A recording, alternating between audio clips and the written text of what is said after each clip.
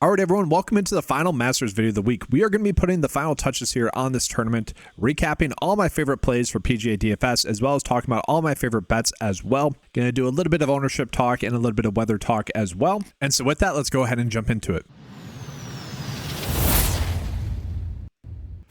So the first thing I want to do here is actually start out with taking a peek at the weather. Looking at it, guys, we should be pretty much good to go in terms of the weather. Slight chance of rain earlier on in the week. It looks like we're going to be pretty solid there. And so the thought was, with the rain in the forecast, maybe the course would end up playing a little bit easier than it has in the past. And I still think that that is on the table. Wind-wise, we're not too worried about it. 13-mile-per-hour winds on Friday is the most we're expecting here. And so not too much there. We should be, primed for a pretty awesome Masters tournament, hopefully. The weather should not play a factor, which is always huge. And so with that, guys, we are going to be jumping into the 9 to 5 write-up, which you guys can find on the homepage of 9to5sports.com here for the Masters tournament. And so the way I do things, as most of you guys probably know, is I heavily curate everything for you guys. So, I'm taking out the work for you guys. And I know that kind of ruins the fun for some people, but as long as we're making the best decisions possible each and every week, we're going to be successful. And that's my ultimate goal. And so I really tried to limit the noise that's out there and just give you guys the straightforward top picks and plays.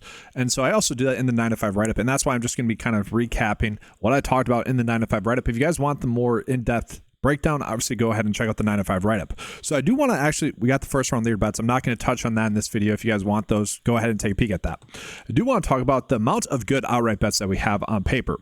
So the one thing that has been interesting thus far this season is that each and every week we haven't really had that many good outright bets on paper. Golfers that meet the 80 percentile of traditional winners on the PGA Tour. And actually the common theme here has been, I have 3 different takes. Outright bets, so good outright bets, possible outright bets, and then long shot only bets. The long shot only bets are golfers that, meet some of the thresholds of typical winners on the PGA Tour, but not most of them compared to like the good outright bets. We've had like 5 long shot only outright bet winners thus far this year. So a little bit of, more random winners in a sense. But the point that I'm making here is that we have a lot of good outright bets on paper. And what I have noticed since I've included this into the 9 to 5 data is that this typically means when we have this many, that's going to be a predictable week, which I hope does end up being true because we're looking at a pretty good week. So looking at the outright bets that I'm on from this list, looking at Collin Morikawa, his odds have come down throughout the week, so don't exactly love that. JT as well, his odds have come down throughout the week.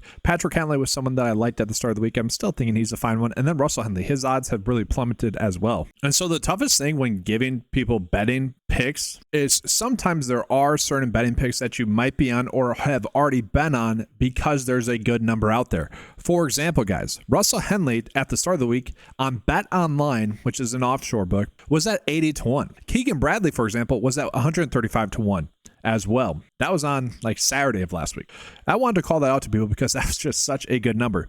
Those bets have both been adjusted, okay? And so the issue is I'm coming out with this video now on Wednesday. Markets, at least this week, have had time to correct their lines and go down. That has not exactly been the theme thus far in 2025.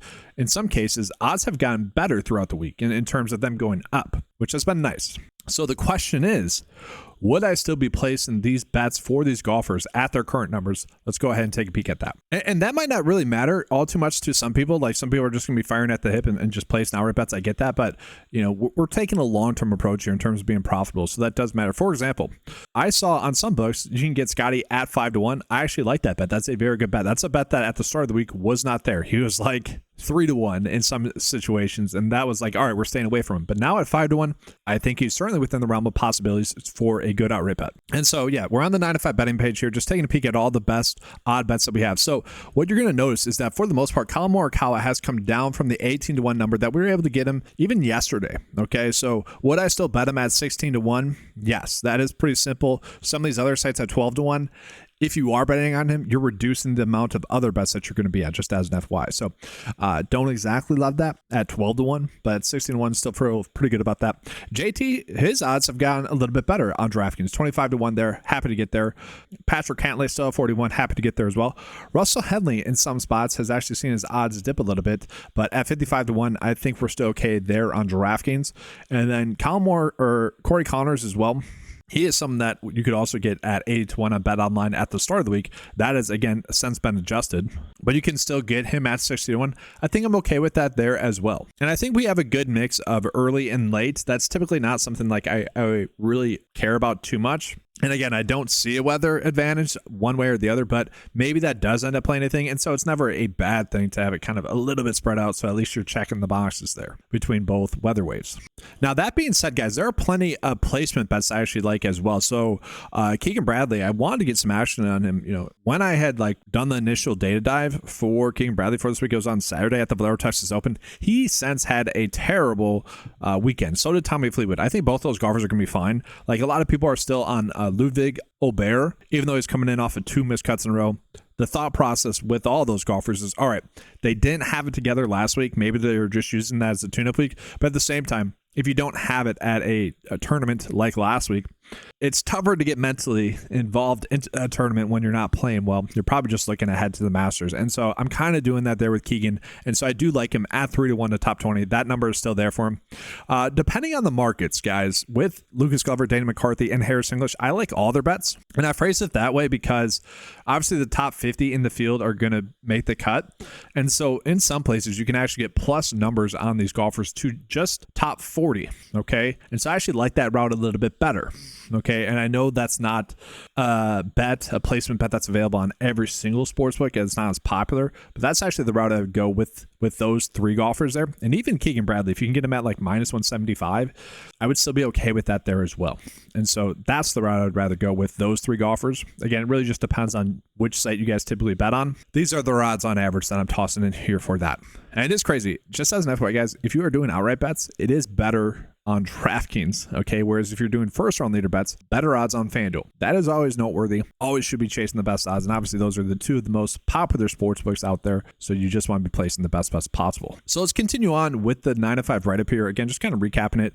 I already did the work. I'm not going to just make new content simply because I already did the work. Like, honestly, that's probably my biggest flaw as a content creator. I just need to do the same content a bunch in different ways because that's just fantasy golf, honestly. A lot of the plays that are going to be on betting wise are going to be the golfers around PGA DFS wise and whatnot. But if you guys are familiar with the 9 to 5 data, you already know this. The 9 to 5 data is heavily curated. And so what I mean by that is each week the data breaks down like what are good traditional core plays, what are good traditional high exposure plays. And again, that's just based off of years past data for PGA DFS contests, what leads to success. And these are the golfers that, based off of those thresholds would lead to that success. And honestly, this has been better than me for the most part this year. Okay, the 9 to 5 data has been I shouldn't say much better, but better than me this year. What I like to do is, all right, I want to look at the 9 to 5 data, see what it's telling me, and then I want to see if there's any adjustments I want to make. For example, the data is like in Terrell Hatton this week. I'm not saying we need to be on Terrell Hatton that much, okay? I don't think we need to be. He's a live golfer, okay? Live golfers tend to play a little bit worse in these majors thus far, okay? We still have, I think it's a sizable sample size enough to say that confidently now. Last year, that was not exactly the case, and some people might be like, well, Bryson won. Yes, Bryson won. Bryson kind of had an outlier performance, actually. He played better in majors than he did on live, whereas most of the other golfers did the opposite, and on average that's what happened.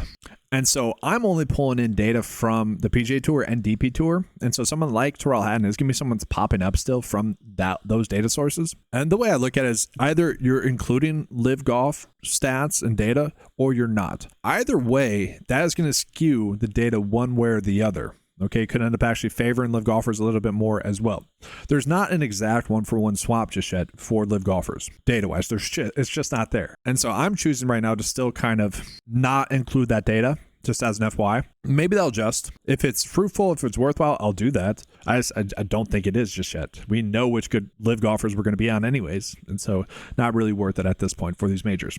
But that being said, the 3 core plays that we have, guys, on paper, Scotty Scheffler, Colin Morikawa, and Russell Henley. I mean, those are 3 of the easiest clicks to be on. Now, I will say, Russell Henley has a very interesting ownership profile right now. So his projected ownership is 15%. And so the leverage tag is something I slightly adjusted, and I should probably call this out. So if you guys are using the traditional 9 to 5 ownership leverage tool, what you would typically do is just look at the most over-owned golfers and scroll down and see that, and look at the most under-owned golfers. Okay, this is based solely off of the 9 to 5 data only. And so with that, the 9 to 5 data is is actually telling us that Russell Henley would actually be a very good leverage play, okay? But once we factor in Vegas data, it's actually telling us that he's slightly over-owned, okay? And so the Vegas data is including make cut likelihood and likelihood to win as well. And so it's kind of up to you guys. I actually think Vegas has given us some pretty good numbers on them. The 9-to-5 data likes that as well. And so I'm more or less trusting the 9-to-5 leverage rank here, okay? I like that a little bit more. Now, the common theme, well, while we're talking about ownership here, guys,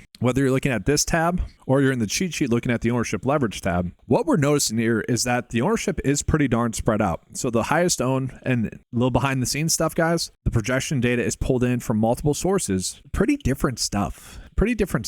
And so I do expect these ownerships to change, at least in some spots. Like I could see Scotty end up being higher than this. Like at the start of the week, it was like 34% projected owner. What you got to realize is that some of the bigger companies out there, a lot of their projected ownerships come based off of lineups built on their site. And in a weird way, they kind of control that. It's weird how that works out, right? Because their lineup optimizer might like the golfer a little bit more. Thus, the people that are coming and building lineups on Wednesday night, that might spike those ownerships up a little bit more because more volume of people are getting to them. So just that's why you might see some projected ownerships change a little bit. Lately, this has been pretty darn good, the projected ownerships. At the start of the year, there's a couple of outliers here and there, but I do expect the ownership to adjust a little bit here and there. But what I expected at the start of the week is currently happening, where because the pricing, it's very soft, but there's no one like egregiously mispriced either. Okay, there's plenty of good values, but no one that's like a must play given the pricing. The projected ownership is all spread out, which again, I think is the right move. I think this is definitely correct. There's anytime, like Russell Henley is one of my favorite plays. Okay, if I were to say Russell Henley is clearly mispriced, which I would argue is, a lot of people would say, yeah, but he's Russell Henley. You know, he's not a big name player. That's fine. But when you compare him to some of the other golfers around his price tag, which is what the 9-to-5 leverage tag is doing, which is a little bit different than what the leverage tag is doing. It's taking that into account, but it's also taking, again, that Vegas data as well, the likelihood for them to win and make the cut as well. So I know that's probably too curated and probably confusing people there. But looking at like Henley, guys, compared to some of the other golfers around his price tag, Patrick Cantley's right there, Shane Lowry's right there, Terrell Haddon's right there. You know, you could argue maybe Cam Smith is someone you want to blindly trust. Corey Connors is right there as well. Robert McIntyre. And so once you start to look at that, it's like, oh yeah, that makes sense why Russell Henley, especially in comparison to some of those other golfers, might be actually slightly overvalued compared to Vegas data. Now, the 9-to-5 data likes him a lot, and I'm more on par with him being a little bit under-owned. But that's the thing. Again, just to reiterate, like we have so many good plays. You could really go through the process that I just went through and be like, oh, I really like Russell Henley. Let's be overweight him. And then look at the other golfers around and be like, oh, I get it. I get why it's spread out. And that's just every single pricing tier, guys. That's how it is. And so no one should really be chalked. Now, that being said, let's take a peek at where we are actually getting golfers that are potentially a little bit too high owned. And the one that I think is clearly a little bit too high owned is Will Zalatoris. I know he has good course history here. He has not been hitting the golf ball well recently. I think there's safer options. Okay. He has been making a bunch of cuts. And so people like that aspect for him. Like, I get this. This is tough to ignore. Like 3 top 10 finishes at this tournament, also has made 10 straight cuts in a row. Not a terrible stat fit as well. Okay, this is one of those interesting spots where I forget who it was. There's a player a couple of weeks ago where it's exactly like this, where I'm like, oh man, if this play like Willie Z, who's been a little bit lackluster lately, comes in lower owned, I want to be over owned. I want to be overweight on them. I thought that might occur with Will Zalatoris, and it's the exact opposite. Maybe everyone had that thought process as well, because he's still a little bit too risky, and there's better options around him. And so with him being, you know, projected to be decently high owned, I'd rather just be more overweight on Henley, be more overweight on Robert McIntyre, be more overweight on Corey Connors. So that's kind of the route I'm going there as well. But again, ownership wise, like I mentioned in the write-up as well, really not much there as it currently sits. Again, that'll change though. If you guys want to go through the rest of this, like high exposure plays, you can do that. I think I sum it up pretty well. In terms of cash plays, I do want to talk about this. So core plays, Scotty, Morikawa, Henley, that is pretty simple. Corey Connors, I feel decently comfortable with as well. His last 2 starts at the Masters have been a little bit lackluster, but he is pretty cheap, okay, and he's in great form. And a decent stat fit as well. So it's mostly because of the price tag that I love him as a cash play this week. Like if he was priced by Russell Henley, which you would argue he could be, but you could also argue Russell Henley should be 10K. Okay. And so you could do that again. You could pick and choose your spots like that the whole week. Okay. But because of the price, he does make for a good cash play. Shane Lowry, I think, is a good cash play. Cantlay, great great cash play. And then McCarthy, Glover, and Keegan are players that I've ended up on a bunch to close up my builds because they are safer cheap plays. I do get why they're priced as cheap as they are, but they should be able to make the cut as well. Nothing is guaranteed at the Masters, guys. You can hit one really, really good shot here at this tournament and miss it in a slight spot and miss the cut. I still get flashbacks to SunJam. I forget which hole it was. He hit an approach shot over the green, which was over water. So he's behind the green, chipping in, and he barely misses his spot to the point where it rolls off the green into the water. He has to go across the water then and hit it back over the green, ends up putting that into the water as well. He was going really well in that tournament in the Masters that year. I think that was like 3 years ago. And that one shot just obliterated any chance you have of really having a good week and making the cut, because after that, the wheels came off. That can happen to anyone at this tournament. And then for what's worth, I do view Robert McIntyre as more of a GPP only play. Okay. I understand why people might end up on him in cash lineup process wise. I have done that in some hand builds where I'm closing on my build and he's right there. I'm like, yeah, I feel pretty good about this. The issue that I have this week is not that we're closing on our build with any golfer that's like a bad play or risky play like we have been really the last like 5 weeks. It's been super annoying there. The issue that I have is there's not like one clear lineup path. I like that clear and concise nature in PGA DFS when we can get one clear lineup path and just go in on that. We really haven't had that this year. And that's probably due to Scotty not being as much of a lock and load lately. And honestly, the pricing for DraftKings being much better this year. But there's plenty of different lineup paths you can go. Now, guys, in terms of what I'm doing, in terms of like a lineup builder process, I haven't really changed too much. Okay, I'm not getting to Aubert. I might try to force in like 5% of him because I don't want to be completely off of him. Like you'll see, I ended up forcing in 5% of Scotty and Xander because I think those are stellar plays. Getting a bunch of JT, really passing up over the risky range here. Neiman, Hovland, Brooks, Hideki. Obviously, they're all big name players. They could have good weeks. Tommy Fleetwood's an interesting play. I think he would have been like $700 cheaper had the pricing came out on Monday like it typically does. Found the 81 that he freaking shot on Sunday. Looking at him prior to that, he was playing really well at the Valero Texas Open. The price tag was warranted at that point. Getting 9% of him, that actually might be a little bit too high, even though it's basically even weight with the field. But the nice thing about this week, guys, and I'll show you guys kind of my exposure right now. This will probably still adjust. But all the players that I naturally want to be on, the lineup builder was already telling us to be on. So I feel pretty comfortable with this. Again, I'm probably going to adjust this a little bit. I am actually, I don't know. I actually kind of like the exposures I'm getting right now, lineup builder wise. But I am not doing any unique things optimizer wise. I did only 2 unique players, so trying to really raise my floor there if it's going to be a good week. What you could do is, because we have so many good values, you could be like, all right, I want at least 2 of, let's say, Scotty, Rory, Morikawa, JT, and go down the list. Shane Lowry, Patrick Cantlay, Danny McCarthy, Corey Connors, Henley, Robert McIntyre. Like, you could be like, I want at least 2 of those golfers in all my builds. That could be a way to go about it, but that's already naturally happening. So I didn't, the number one thing I like to do is not tell the lineup optimizer too much of what I want it to do. And then real quickly, I do just want to talk about some of the plus EV bets that we are getting as well for you guys, just so that you can put your best foot forward with some of the markets that we have out there. So Seb Straka, if you guys like Seb Straka and you want to bet on him, the best route to go would be to bet on him to top 20 on either PointsBet or FanDuel. You're getting about a 4.5% edge compared to how the rest of the sportsbooks are valued him. That is pretty darn big. From there, Bryson DeChambeau also to top 20, guys. Not a crazy edge here, but enough. PointsBet and FanDuel as well. We're seeing Maverick McNeely. If you actually don't mind this, I think this is a pretty solid one. So the average lines odds are giving him about a 66% chance to make the cut, whereas PointsBet is only giving him a 62% chance to make the cut. Pretty darn good value there as well. Continuing on, we got some DraftKings bets. Keegan Bradley, Taylor Pendrith to make the cut. Okay, I'd like both of those options there.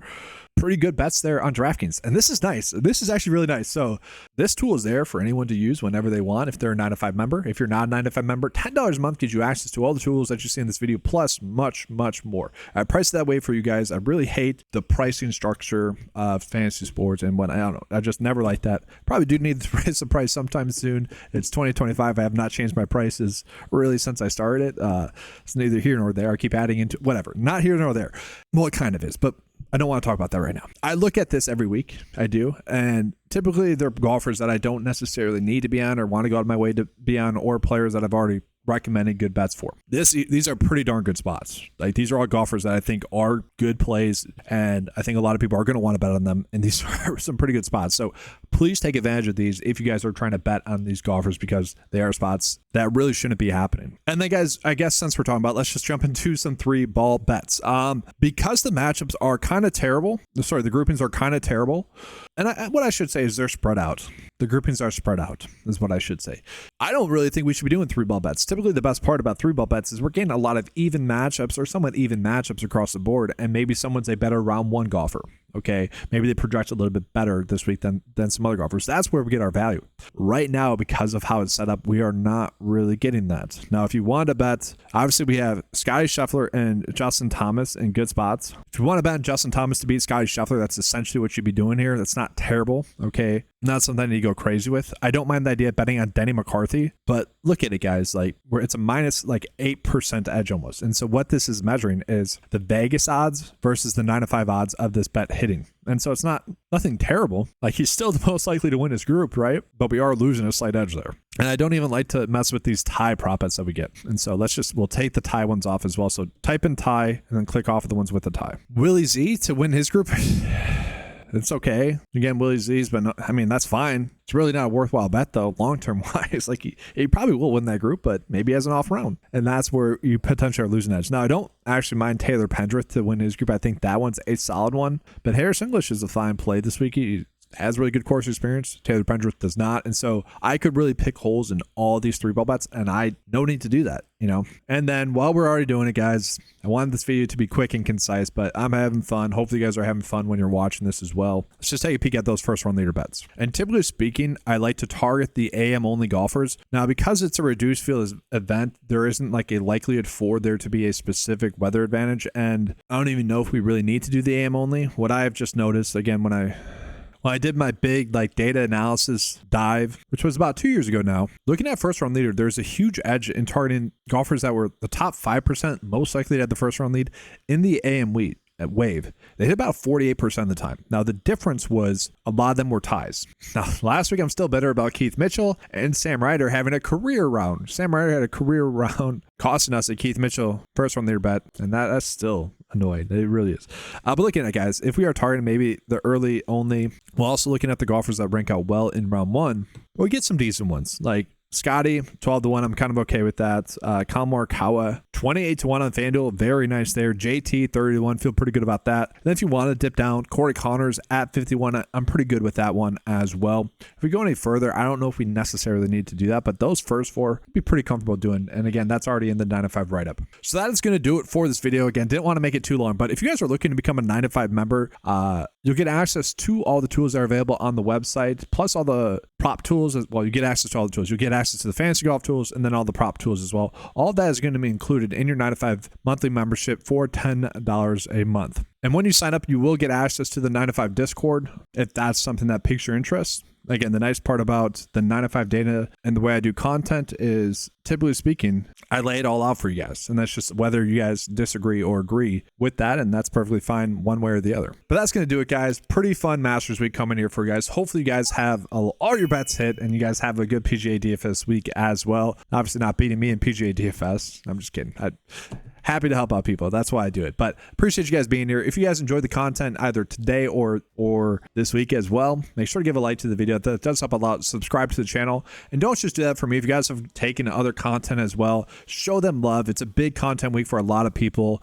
Part of doing content is this is a big week. And I know other people would appreciate that support as well. So appreciate you guys being here. Appreciate the time that you spent with me during this video. Thanks for watching, guys. Good luck. And as always, let's keep cash.